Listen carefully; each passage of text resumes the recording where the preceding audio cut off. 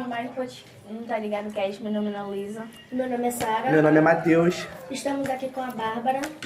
Eu trabalho na Secretaria de Políticas e Promoção da Mulher no município do Rio de Janeiro. Vim aqui ser a entrevistada de hoje. Então, Bárbara, a gente vai fazer umas perguntas e ele vai começar. Como a gravidez na adolescência afeta a vida dos jovens? Bom, com muitas coisas, né? Eu acho que quando a gente pensa no momento que a gente está começando a formar nossa personalidade, nossos princípios, nossas oportunidades, como que a gente vai ter uma profissão, né? O que a gente vai querer fazer da vida, ter uma outra responsabilidade, ter um filho, é bem complicado.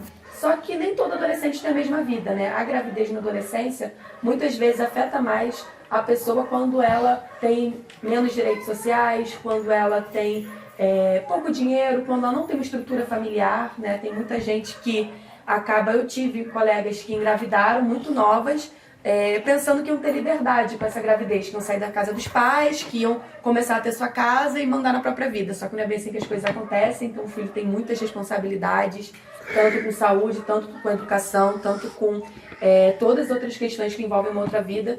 Então eu acredito que a gravidez na adolescência afeta muito você conseguir decidir o seu futuro, você conseguir pensar, né, em ter uma profissão, pensar em ter uma independência. Então, a questão da gravidez da adolescência é uma questão a ser trabalhada e é uma questão que não deve ser criminalizada, muito pelo contrário, que deve ser acolhida essa família, mas que tem que ter prevenção, que a pessoa, quando engravide consciente do que é trazer uma nova vida para o mundo e também ter estrutura dos serviços públicos para que isso seja feito da melhor forma possível, para que não faça com que a pessoa continue num ciclo de pobreza porque ela tem um filho, porque ela tem 2 filhos. Enfim, tem várias questões na gravidez da adolescência, tem questões de violência doméstica que envolve gravidez na adolescência, que não deixa a pessoa, né, a jovem, usar método contraceptivo. Muitas vezes o agressor não deixa ela usar o método contraceptivo, porque a mulher que tem filhos provavelmente não deixa o marido, mesmo ele sendo o agressor. Infelizmente isso ainda acontece, então a gravidez na adolescência pode ser um mecanismo ainda de prender aquela mulher numa determinada realidade social. Por que a gravidez na adolescência é uma questão de saúde pública? Bom, é uma questão social também, não só sobre saúde, né? Eu não sou profissional na área da saúde, eu sou gestora pública, sou da área de políticas para as mulheres, mas também a gente tem que pensar em saúde quando a gente pensa em prevenção, quando a gente pensa em doenças sexualmente transmissíveis e quando a gente pensa que a gente, né, ter, né, uma nova vida, ter uma criança, também tem toda uma estrutura de saúde envolvida. Então é uma questão também, então respondendo a pergunta, ela é uma questão de saúde pública, mas não somente. É uma questão social, é uma questão de acesso aos direitos, é uma questão de acesso também a pessoa conhecer uma realidade para além da comunidade, porque às vezes a pessoa tem uma prima, uma irmã, uma tia, todas tiveram filho com 14 anos. A mãe teve filho com 14 anos, a avó, então é a única realidade que ela conhece. Então a pessoa conseguir ir para outros bairros, conseguir ir no cinema, conseguir ir no teatro, também ajuda ela a conhecer outras realidades e romper esse ciclo da gravidez muito jovem. Mas também é uma questão de saúde pública porque envolve métodos contraceptivos, envolve a questão do corpo muitas vezes não estar preparado para ter um filho quando você é muito nova. Então é uma questão de saúde, mas principalmente, na minha opinião, é uma questão social, uma questão de direitos sociais, de direitos da cidade e também, né, da pessoa ela ter acesso, ela ter esclarecimento e ter possibilidades de ter um destino não tão igual às pessoas ali do redor dela. Qual órgão tem o dever de orientar os adolescentes para não acontecer gravidez indesejável e ISTs? Essas ISTs, né, a gente chamava de doenças sexualmente transmissíveis, né, e agora todo mundo fala IST, que são as infecções sexualmente transmissíveis. Bom, eu acredito que essa responsabilidade, né, ela é conjunta de vários órgãos, seja do poder municipal, como, né, eu estou na prefeitura, mas também de outros na sociedade. Acho que primeiro tem uma questão que é muito polêmica, que eu acho que tem umas perguntas que vai falar sobre isso, que é a questão da escola, né, da gente falar sobre prevenção. Então é importante que se tenha uma abordagem na escola sobre educação sexual, que não é ensinar ninguém a fazer sexo. Educação sexual é apenas dizer para a pessoa e conversar sobre o seu corpo, sobre o direito ao seu corpo, sobre áreas que podem ser tocadas, áreas que não podem ser tocadas, coisas que infringem a nossa intimidade, né, até para reconhecer um abusador. Mas também a gente pensando, né, nessas áreas que devem, né, precaver a questão da gravidez na adolescência é a escola, a saúde. Então todo mundo tem que ser atendido pela clínica da família. É importante, quando a agente de saúde vai na sua casa atendê-lo, ir nas clínicas da família para ter essa orientação. Contar quando se inicia a vida sexual, é importante também nos lares ter essa liberdade de contar, para que se tenha, né, o acesso à camisinha, o acesso a todos os métodos contraceptivos, para que não se tenha uma gravidez não planejada, né? Porque é o que eu disse no início, muda muito os rumos quando a gente tem um filho sem o planejamento devido. Então é importante que essa responsabilidade seja da sociedade, seja da saúde, seja da educação, e também que a gente possa entender que a gravidez na adolescência ela é influenciada por vários fatores, né, de falta de acesso, fatores de pobreza, que não é só falar para as pessoas, não tenham filhos. Não é isso. Não, você não vai chegar a pegar o panfleto de uma mulher e falar, não engravide, ela não vai engravidar. Não. São muitos outros fatores que a gente tem que trabalhar, né, juntamente e principalmente com a área social, saúde e educação. Existe alguma lei que garanta o ensino de educação sexual nas escolas? Bom, boa pergunta. Na verdade, quando foi aprovado o Plano Nacional de Educação, no ano de 2010, teve uma confusão danada para que se entrasse a questão da educação sexual nas escolas, como uma das metas do Plano Nacional de Educação. Não entrou quanto meta, porque o plano é algo que todo governo deve cumprir. Ele dura 10 anos, então é de 2010 a 2020, né, por exemplo, aquele plano. Em 2020 a gente não cumpriu quase nenhuma meta, né, por causa de vários fatores, mas que independente de quem for eleito, né, porque de 4 anos tem eleição, tem que cumprir aquele plano. Então, algo muito importante. Não entrou educação sexual ali, porque, enfim, né, tinha muitas pessoas conservadoras que não queriam que aquilo entrasse.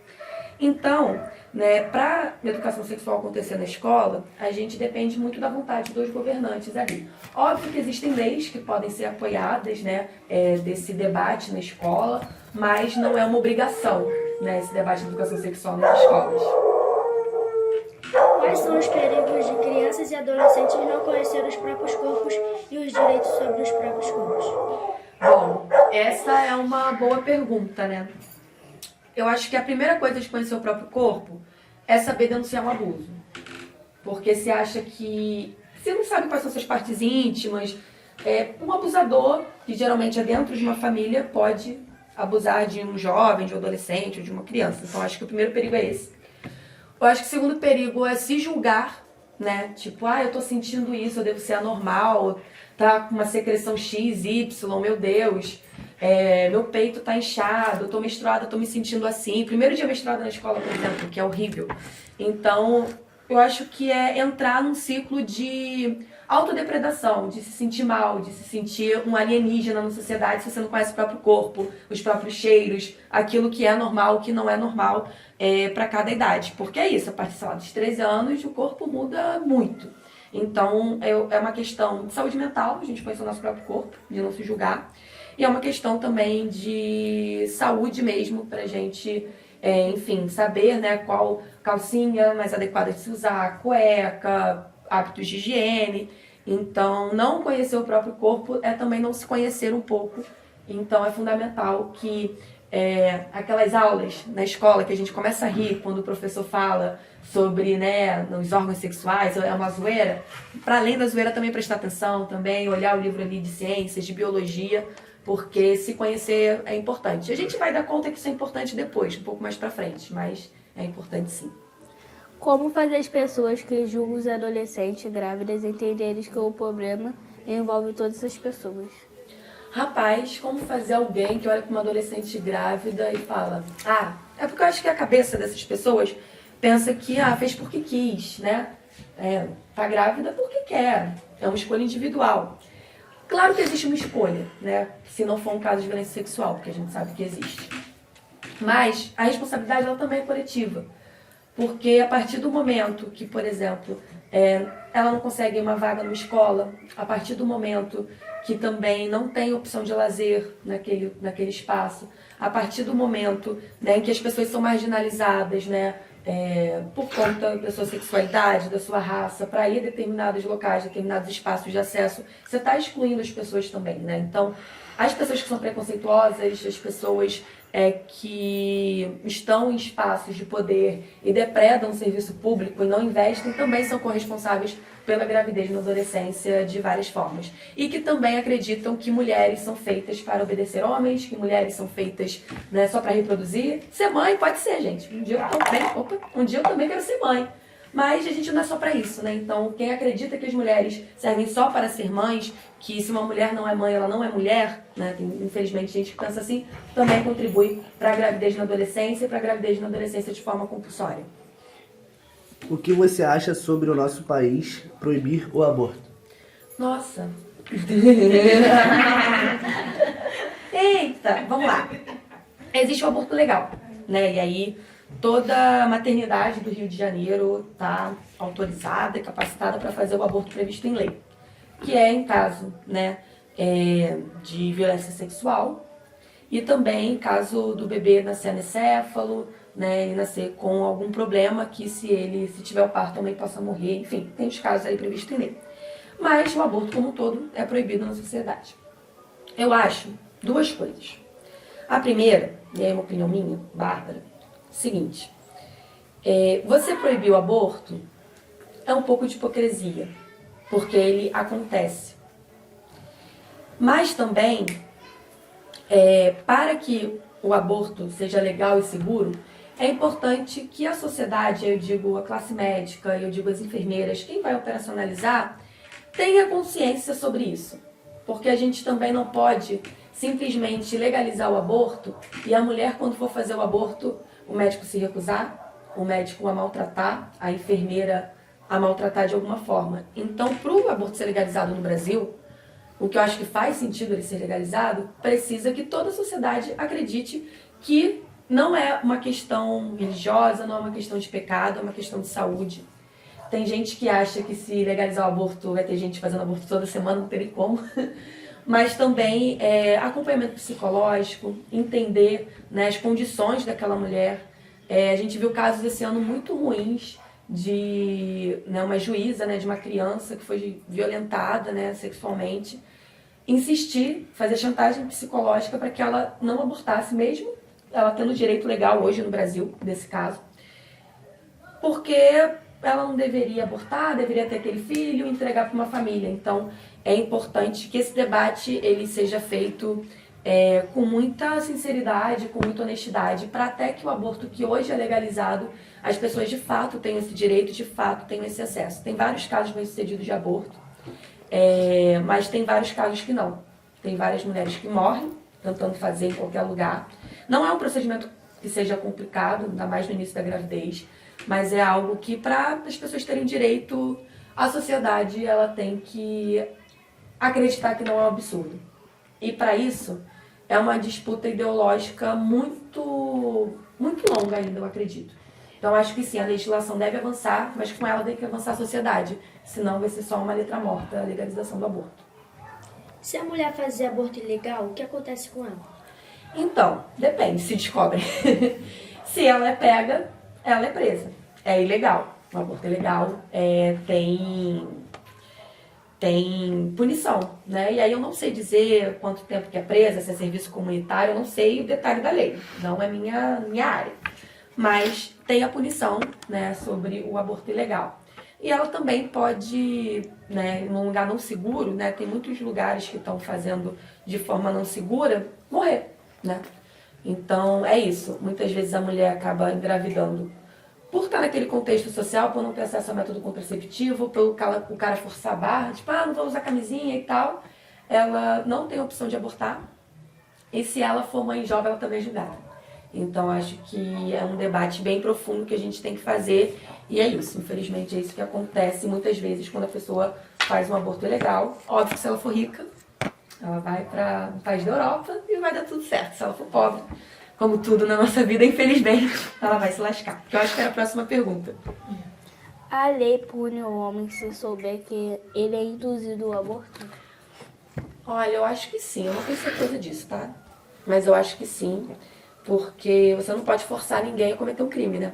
Então, se o aborto é ilegal, então você não pode forçar ninguém a abortar. E a gente sabe que isso acontece muito, né? Ainda mais quando é um caso extraconjugal, é uma amante. Então, de fato, é algo que é ilegal você forçar alguém a abortar. Considerando que o aborto já acontece, como ele se dá nas diferentes classes sociais? É isso, né? Gente, eles não me deixaram, mas eu olhei escondido antes das perguntas rapidinho para eu me preparar, tá? Bom, a diferença, acho que a gente tem que entender que as leis, qualquer lei, não tô falando só do aborto não, depende de quem é. Infelizmente, a justiça ela ainda é elitista. Então, vocês viram o caso daquele modelo que atropelou um jovem na Barra? Eu vi. De moto? Então, você acha que eles vão ficar muito tempo na cadeia? Você acha que ele vai pra Bangu ficar 10 anos por homicídio lá? Não vai. Agora tem um menino que é violinista. Ele é de uma orquestra, lá em Niterói.